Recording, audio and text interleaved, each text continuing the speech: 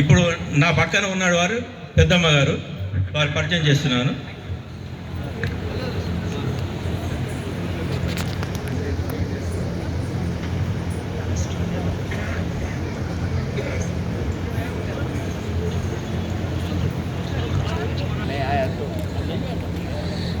అలాగే మా Bala Vikas golden tulip estate మా పిల్లలు జూనియర్ పిల్లలు చేస్తున్నారు. తర్వాత సీనియర్ పిల్లలు కూడా ఒకటి ఉంది.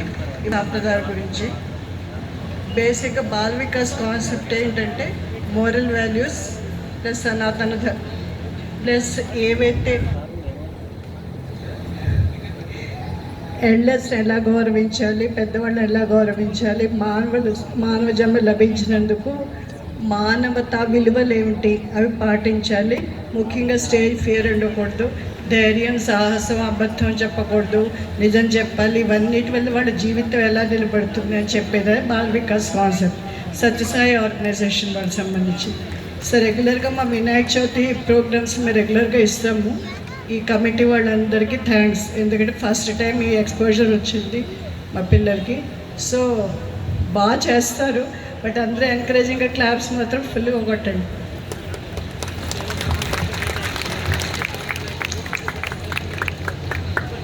ఎప్పుడు సత్యమే పలకాలి, ఎప్పుడు అబద్ధం పలకకూడదు. సత్యవ్రతం పాటించడం వల్ల మనకి ఎన్నో లాభాలు, అబద్ధాలు చెప్పడం వల్ల మనకే ఎన్నో నష్టాలు. ఇప్పుడు మనం దీని గురించి ఒక కథ చెప్పుకుందామా? చెప్పుకుందాం. అనగనగా ఒక మహారాజు ఉండేవారు.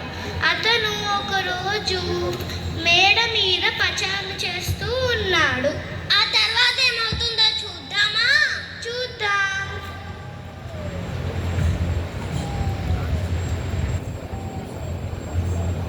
ఏంటి, ఏదో గజ్జల శబ్దం వినిపిస్తుంది, ఎవరో చూద్దాం. ఎంత అందమైన స్త్రీయో, ఎంత బాగా అలంకరించుకున్నారో, ఎవరో అడుగుదాం. నమస్కారం దేవి, ఎవరు మీరు? నేను లక్ష్మీదేవిని మహారాజా. నాకు ఇంకో పేరుంది, అది చంచల. అవునా, మీ పేరు చంచలానా? అంటే నేను ఒక చోట స్థిరంగా ఉండలేనని మాట. మీ రాజ్యంలో నేను చాలా రోజులున్నాను కదా, అందుకే నేను ఇప్పుడు వేరే చోటుకి వెళ్ళాలని అనుకుంటున్నాను. అయ్యో సరే లక్ష్మీదేవి, మీ ఇష్టం, వెళ్ళాలనుకుంటే వెళ్ళండి.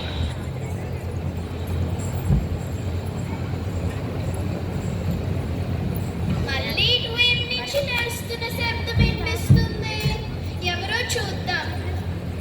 ఎంత తేజస్తో ఉన్నారో, ఎవరో అడుగుదాం. నమస్కారం దేవా, ఎవరు మీరు? నేను ధర్మపురుషుణ్ణి. మీరెక్కడికి వెళ్తున్నారు? లక్ష్మీదేవి వెళ్ళిపోయింది కదా, అందుకే నేను కూడా వెళ్ళిపోతున్నాను. అయ్యో సరే ధర్మదేవ, మీ ఇష్టం, వెళ్ళాలనుకుంటే వెళ్ళండి. ఇప్పుడు లక్ష్మీదేవి వెళ్ళిపోయింది కదా, అందుకే ధర్మపురుషుడు కూడా వెళ్ళిపోయాడు. మరి లక్ష్మీదేవి లేకపోతే ధనం ఉంటుందా? ఉండదు. ఆ ధనాన్ని సంపాదించడానికి ఎన్నో అధర్మ మార్గాలు తొక్కాల్సి వస్తుంది, అందుకే ధర్మపురుషుడు కూడా వెళ్ళిపోయాడు. తర్వాత ఏం జరుగుతుందో చూద్దామా? చూద్దాం.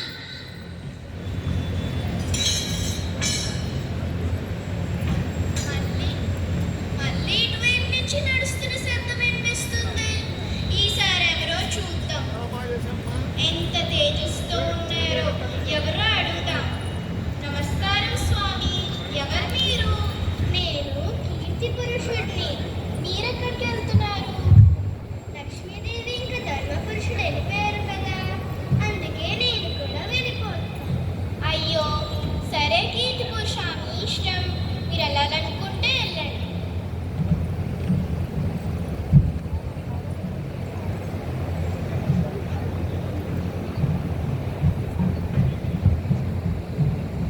మళ్ళీ ఇటువైపు నుంచి నడుస్తున్న శబ్దం వినిపిస్తుంది, ఎవరో చూద్దాం. ఎంత తేజస్తో ఉన్నారో, ఆ శ్వేత వస్త్రంలో ఎంత బాగున్నారో, ఎంత అందంగా ఉన్నారో, ఎవరో అడుగుదాము. నమస్కారం స్వామి, ఎవరు మీరు? సత్యదేవుడిని. మీరెక్కడికి వెళ్తున్నారు? లక్ష్మీదేవి వెళ్ళిపోయింది, ధర్మపురుషుడు వెళ్ళిపోయారు, కీర్తి పురుషుడు కూడా వెళ్ళిపోయారు. అందుకనే నేను కూడా వెళ్ళిపోదాం అనుకుంటున్నాను. అయ్యో సత్యదేవా, నేను సత్యరథాన్ని పాటిస్తున్నాను కదా, మీరు వెళ్ళిపోతే ఎలాగా? మీరు లేకుండా నేను ఉండలేను సత్యదేవా, దయచేసి నన్ను విడిచిపెట్టి వెళ్ళకండి. సరే రాజా, మీరు ఇంతగా ప్రాధాయపడుతున్నారు కాబట్టి నేను ఖచ్చితంగా ఉంటాను.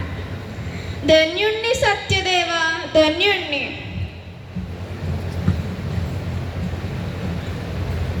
లక్ష్మీ ధర్మము వెళ్ళిపోతే మరి మంచి పేరు ఎలా ఉంటుంది?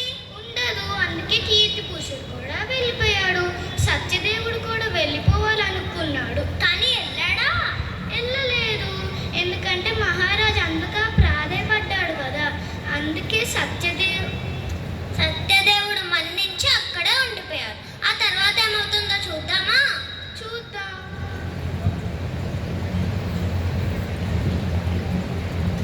అదేంటి మళ్ళీ ఇటువైపు నుంచి ఎవరో నడుస్తున్న శబ్దం వినిపిస్తుంది? ఎవరో చూద్దాం. కీర్తి పురుష, మీరా? మీరు వెళ్ళిపోయారు కదా, మళ్ళీ వచ్చారేంటి? సత్యదేవుడు మీ కోరికని మన్నించి మీ రాజ్యంలోనే కదా ఉండిపోయాడు. సత్యదేవుడు ఎక్కడ ఉంటాడో అక్కడే నేను కూడా ఉంటాను. నేను మీ రాజ్యంలోకి రావచ్చా? అయ్యో కీర్తి పురుష, మీ అంతా మీరే వెళ్ళిపోయారు కానీ నేను వెళ్ళమన్నానా? మీరు వస్తే నాకు చాలా సంతోషం, దయచేయండి.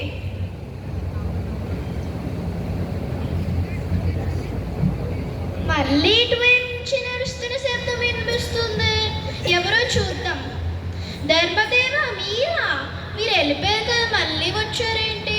సత్యదేవుడు కీర్తి పురుషుడు ఇక్కడే ఉండిపోయారు కదా, అందుకే నేను కూడా ఇక్కడే ఉంటాను. నేను రావచ్చా మహారాజా?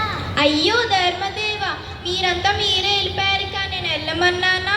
మీరు వస్తే నాకు చాలా ఆనందం, దయచేయండి.